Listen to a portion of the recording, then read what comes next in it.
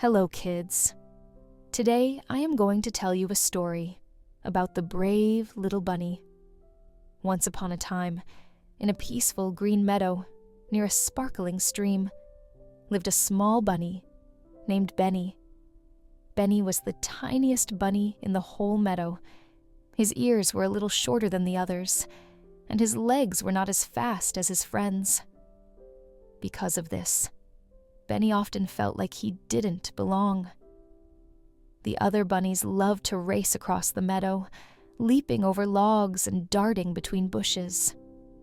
Benny tried his best to keep up, but he always fell behind. "You're too slow," teased Rocky, the fastest bunny in the meadow. "You should stay near the burrow where it's safe," said Lily, not unkindly. Benny's nose twitched sadly. He didn't want to be just the bunny who stayed safe. He wanted to be brave.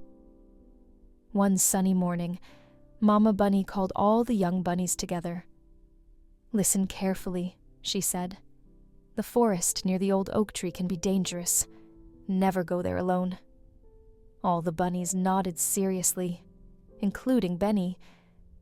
But later that afternoon, Benny noticed something strange. His little sister Daisy was missing. He searched near the berry bushes. No Daisy. He hopped toward the stream. Still, no Daisy. Then Benny saw tiny paw prints leading toward the old oak tree. His heart thumped loudly. She's not supposed to be there.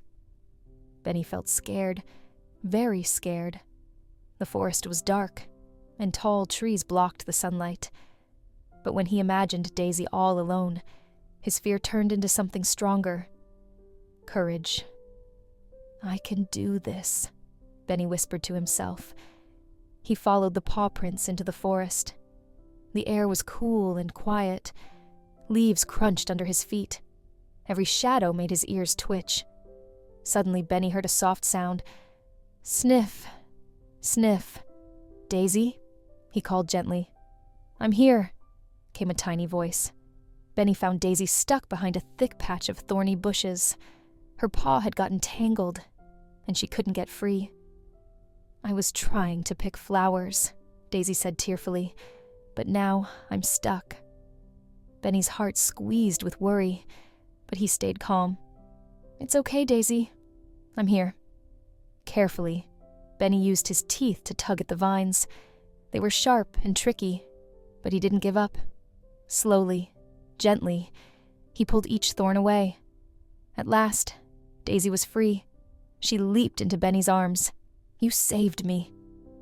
But just as they turned to leave, they heard a low growl. Both bunnies froze. From behind a tree stepped a large fox. Benny's legs trembled. Every instinct told him to run, but Daisy was too small to run fast. Benny took a deep breath. He remembered what Mama Bunny once taught him. When you're scared, think smart. Benny looked around quickly. Then he noticed a fallen log nearby with a small hollow underneath. "Daisy," he whispered, "follow me quietly." The fox crept closer. Benny hopped slowly in one direction, making sure the fox noticed him. "Hey," he called softly. The fox's eyes followed Benny. Then, at the last moment, Benny darted toward the log. Daisy followed, and both bunnies squeezed into the hollow just in time. The fox sniffed around, confused. After a few moments, it padded away into the trees. The forest was silent again. They were safe. When they finally returned home, Mama Bunny rushed to them with tears in her eyes. "We were so worried," she cried, hugging them both tightly. Daisy told everyone how Benny had rescued her, how he had been brave, clever, and kind. The other bunnies stared at Benny in amazement. Even Rocky looked impressed. "I guess being fast isn't the only way to be brave," he said. Benny's cheeks warmed with pride. From that day on, Benny wasn't known as the smallest bunny. He was known as the brave little bunny. And Benny finally believed it too. So kids, that's all for today. if you like our story, press like, share and subscribe, or press the bell icon. See you next time with another story.